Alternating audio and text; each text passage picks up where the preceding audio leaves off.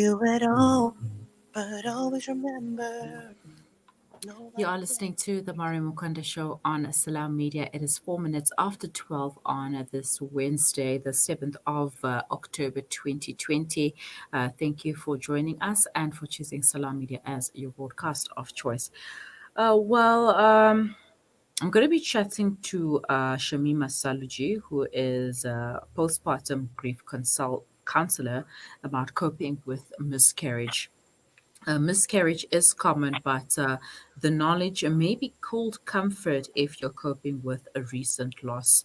In fact, many women are surprised by the intensity of their emotions after a miscarriage. How do you deal with that? Well, let's find out with Shamima. Assalamu alaikum, Shamima. Walaikum salam. How are you, Mariam? Alhamdulillah, all good in yourself. Good, good.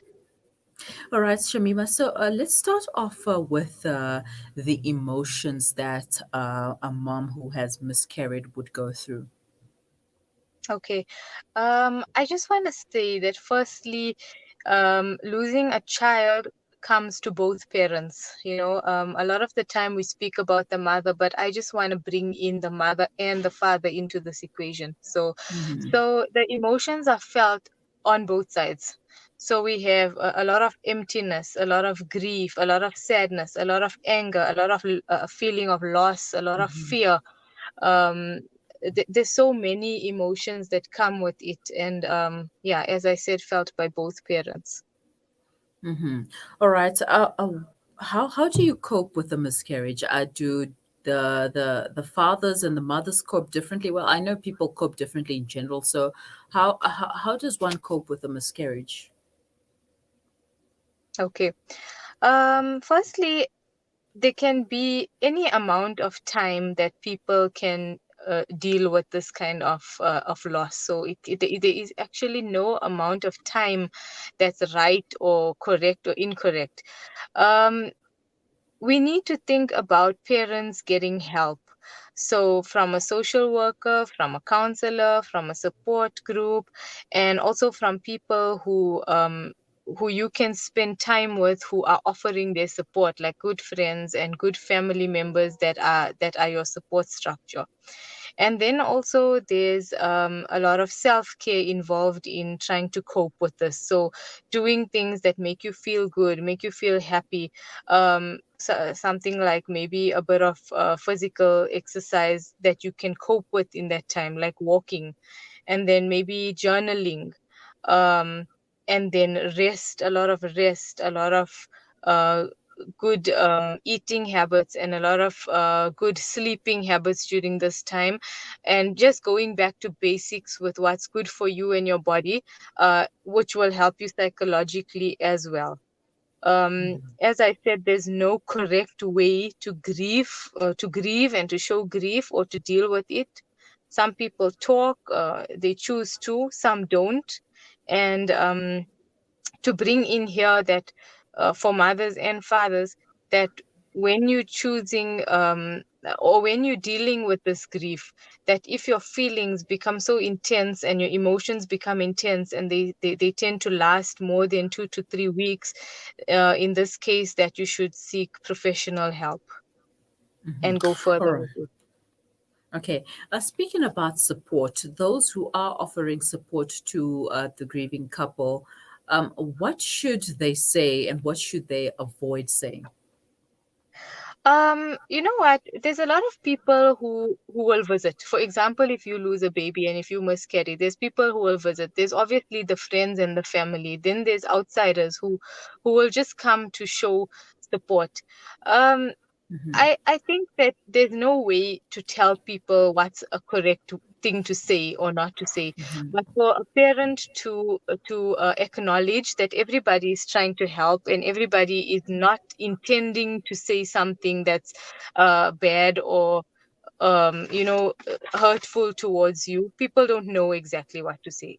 So accept that and acknowledge that they're coming there with a good intention, and just forgive people, thank people for their support, and just, yeah, go with it, and don't accept that they're there for you and offering you like a shoulder to lean on. Mhm.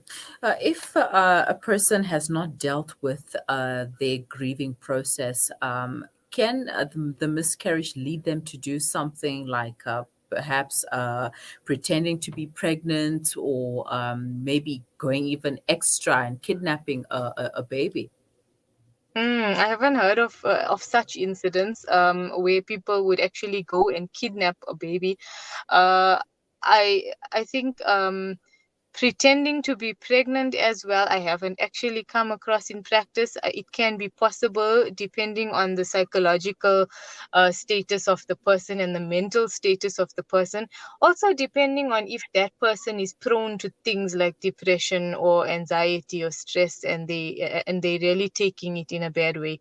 But usually, what happens is when people do have miscarriages or stillborns, it's something that's known. It's known by the community, by the family, by the friends. So it's not something that's always well hidden. It's usually a hospital trip or a visit involved. And after that comes the process of recovering and healing from whatever medical procedures they had to go through.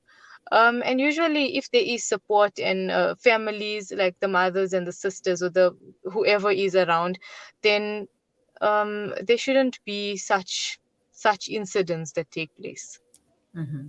What advice would you offer a couple who's had multiple miscarriages?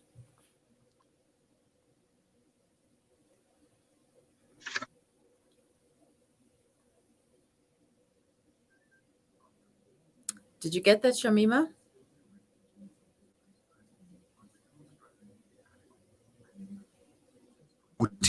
The Al Imdad Foundation's Flower for Syria campaign Multi has provided daily bread to these Syrians. For just Sorry, I 5,000 think the rand, line you is a can little bit sponsor 1 ton broken. of Is flour it and multiple ensure that miscarriages? 10,000 pita loaves are delivered to desperate Syrian communities. Part donations are also accepted. Visit alimdad.com or call 0861 786 243 for more information. With over 80 years of experience, IG Hussein and Company are renowned for their quality Islamic wear and goods. IG Hussein and Company stock a variety of Islamic items, musallas, kitabs, Medina dates, perfumes and exclusive gifts. We guarantee you a unique and friendly shopping experience for the entire family. Visit our new branch in Overport at 202 Kenilworth Park, Brickfield Road. Open 7 days a week with ample parking and wheelchair friendly. Like us on Facebook or Instagram at IG Hussein for our latest promotions and updates. IG Hussein and Company, your Islamic lifestyle. Salam Media, a global voice for humanity. There's a lot of ground that needs to be covered from now until election day. How is this likely to impact on his campaign in particular? Well, one of the things that's different this time around than in previous elections is the increasingly widespread usage of mail-in ballots. Salam Media, a global voice for humanity. Shimmer, sparkle, captivate. Nothing less than a masterpiece. Droplets of gold inspires precious design. Platinum bursts with intricate freshness, and every pure diamond becomes more than just a girl's best friend. Voda Gold Gem Jewelers, where timeless dreams become a reality. Come to us. We tailor-make designer gold, platinum, and diamond jewelry. Trade in or remodel your old gold. Clad yourself with classy name-branded watches. We offer insurance valuation and free zakat calculation. Visit us at 534 Ridge Road, Overport, or call 031 208 9142. Voda Gold Gem Jewelers, manufacturers of fine gold and diamond jewelry. Connect and stay ahead with Salam Media. This is Salam Media, coming to you live from South Africa.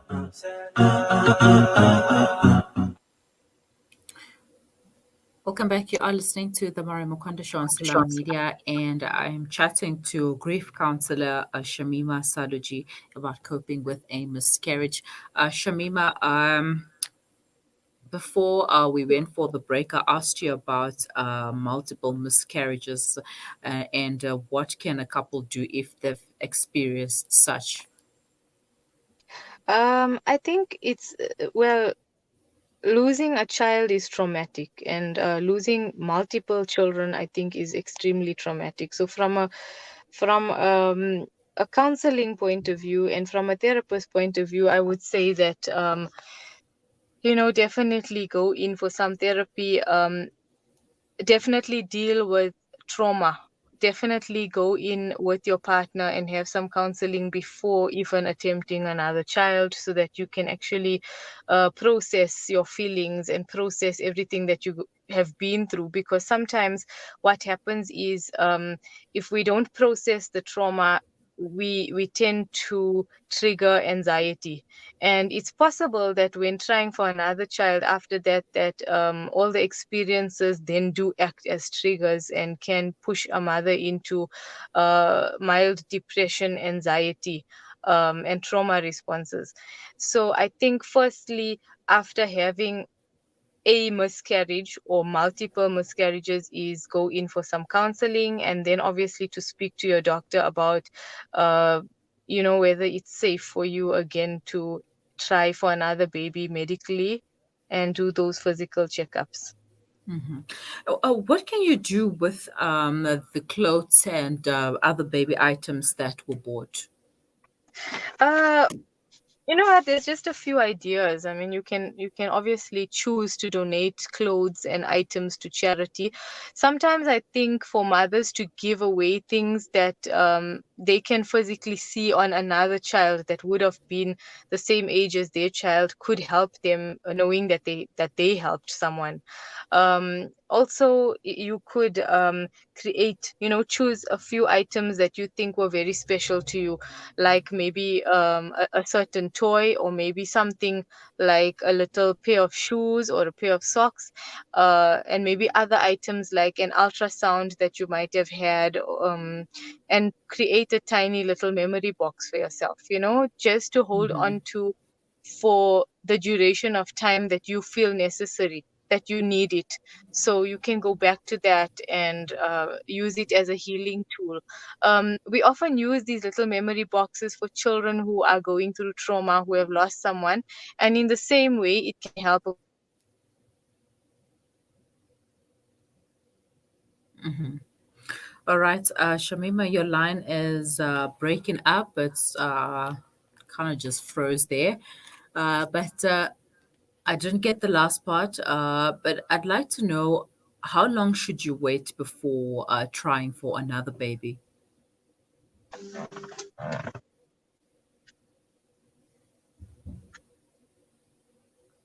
Shamima, did you get that? Sorry, I think our connection is a bit bad. I haven't heard the last little bit of what you said. All right, so how long should you wait before trying for another baby? You know what? I think that's a very personal issue.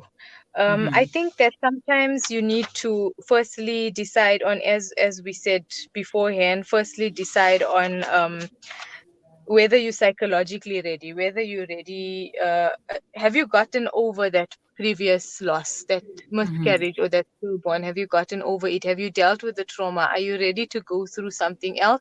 Or are there still triggers that are going to cause you some kind of anxiety or depression? And secondly, the physical aspects of it, which you have to obviously then discuss with your doctor about whether your body is ready to take on another pregnancy, or in some cases, even when there's multiple losses, another loss, so and also to acknowledge and to be prepared mentally, um, if there would be another loss. If Mm-hmm. usually, according to many studies, people have successfully had children after miscarriages and after stillborns. People have had pregnancies soon after, like ranging from 6 months to whatever time frame after, and they have had healthy children following a stillbirth or a miscarriage. So that's very, very probable and possible. But obviously, to, as I said, psychologically decide if you're able, and physically speak to your doctor if you are able to have another baby.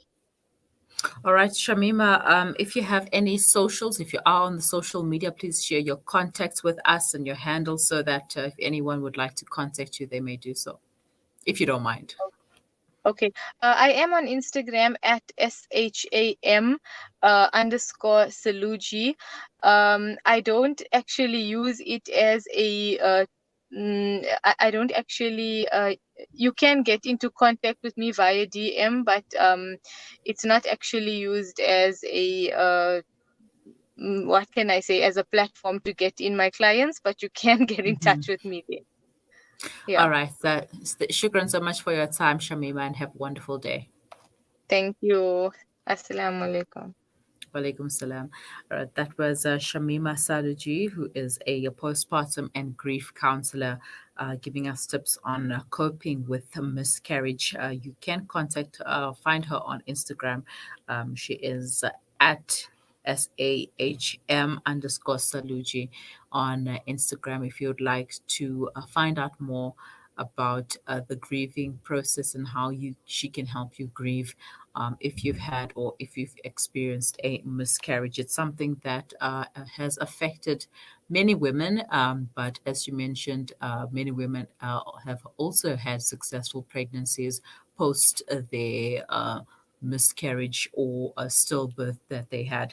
Um, and also, it is a family thing. It's a couple thing. It's not just a woman who goes through the emotional trauma of the miscarriage, but it's also the man, the father of the baby. So, if you can try to help each other out and support one another and grieve together, although people grieve differently, sometimes you'll find that your partner is not grieving the way you do. That doesn't mean that they are not grieving. Then doesn't mean that that should open doors for arguments and you try to attack them as to why they are not grieving the way you do. Everybody is different and everybody grieves differently. Please share your comments, questions, or queries and suggestions in the comments section. We are on Facebook and you can also send them to us on WhatsApp 061 766 0355. Do stay with us.